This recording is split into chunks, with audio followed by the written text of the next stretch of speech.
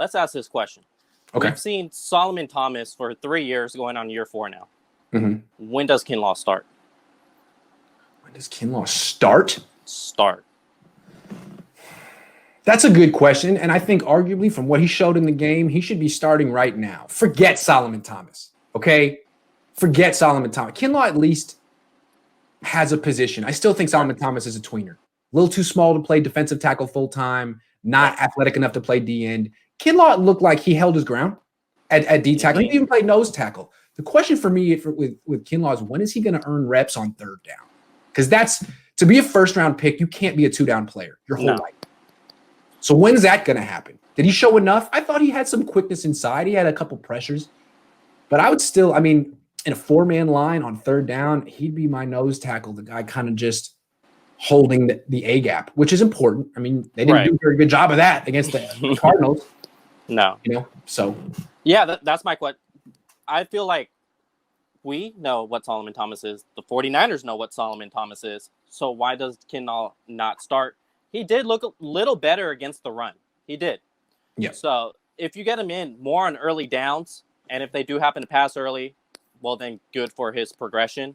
But I think he does need to start in order to potentially get anywhere near Buckner level later into his career. I think he needs to start now.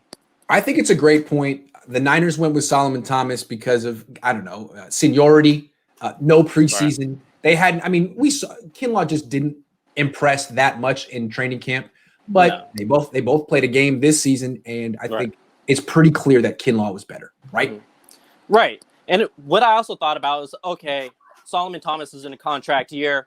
Maybe something happens, and then he goes somewhere else and get paid, and the 49ers are probably hoping for a fourth-round comp pick. Maybe that's a future that they were thinking about.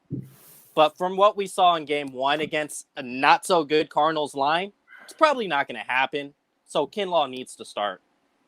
No, I think it's a great point. I wasn't thinking about it, and now that you bring it up, yes, he needs to start, and he should start next week. Enough of Solomon freaking Thomas in the starting lineup. Nothing. No offense to Solomon Thomas, but it's not going to happen for him. It's not. Yeah, it's nothing on him as a person. It's not. It's just, we're talking specifically on the field, and that's it. He doesn't have the frame that Javon Kinlaw has. Javon Kinlaw is 6'5", 320.